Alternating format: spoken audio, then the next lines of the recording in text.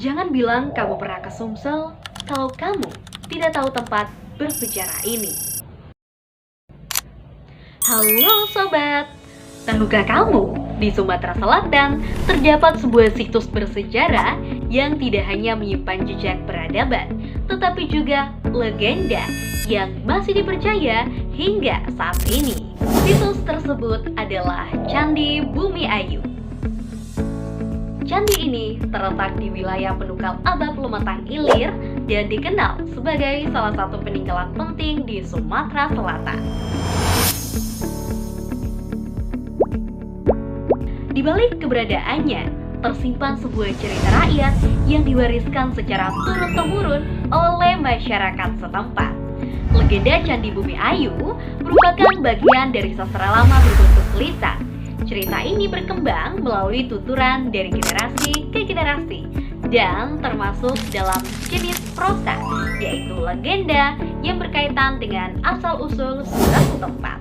Menurut cerita yang berkembang, pada masa kejayaan Sriwijaya, seorang pati memperoleh wilayah hutan di tepi Sungai Lematang sebagai bentuk penghargaan atas jasanya dalam peperangan membesarkan kerajaan Sriwijaya. Wilayah tersebut kemudian dibuka dan dijadikan pemukiman yang subur dan makmur.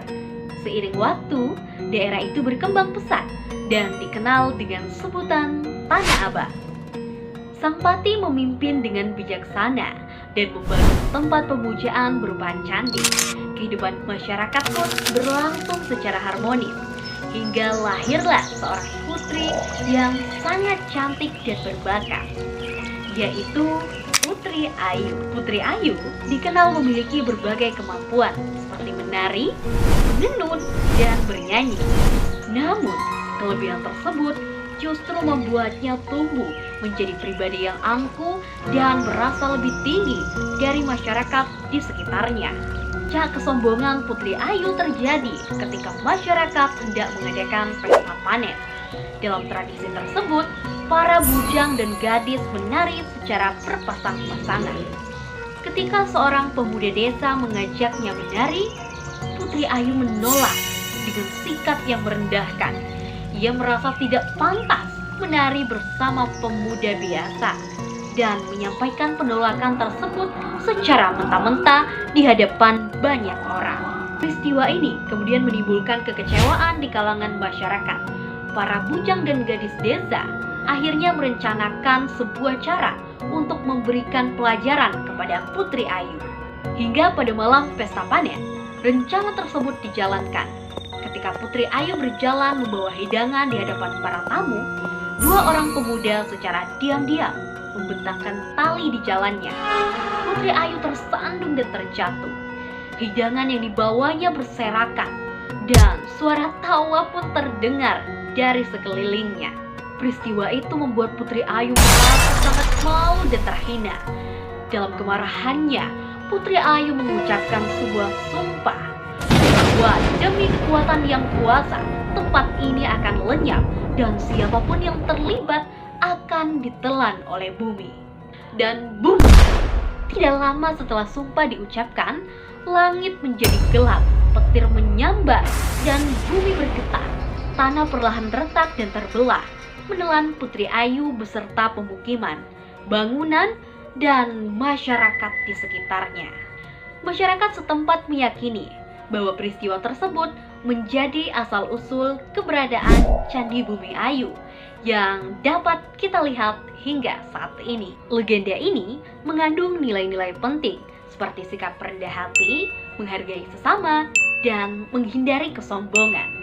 Kisah ini tentunya tidak hanya menjadi pengingat bahwa sikap angkuh dapat membawa dampak buruk bagi diri sendiri maupun bagi lingkungan sekitar. Cerita rakyat seperti ini tidak hanya menyimpan pesan moral, tetapi juga merekam tradisi masyarakat masa lalu. Dalam legenda Candi Bumi Ayu, terdapat gambaran tentang kebiasaan masyarakat Lemata saat mengadakan pesta panen. Salah satunya adalah tradisi ngidam, yaitu kebiasaan para bujang dan gadis menyiapkan hidangan bersama sebagai bentuk kebersamaan. Tradisi ini dalam beberapa wilayah masih tetap hidup hingga sekarang sebagai simbol gotong royong dan penghormatan kepada para tamu. Seiring berkembangnya zaman, legenda Candi Bumi Ayu kemudian mengalami proses alih wahana. Cerita yang sebelumnya hanya hidup melalui tuturan, kini mulai didokumentasikan dalam bentuk tulisan, diteliti oleh para pemerhati budaya, serta dipentaskan dalam berbagai pertunjukan seni. Transformasi ini tidak mengubah bentuk asalnya sebagai sastra lisan, tetapi justru memperkuat fungsinya sebagai warisan budaya. Menurut kamu, apakah nilai dalam legenda ini masih relevan dalam kehidupan masyarakat saat ini?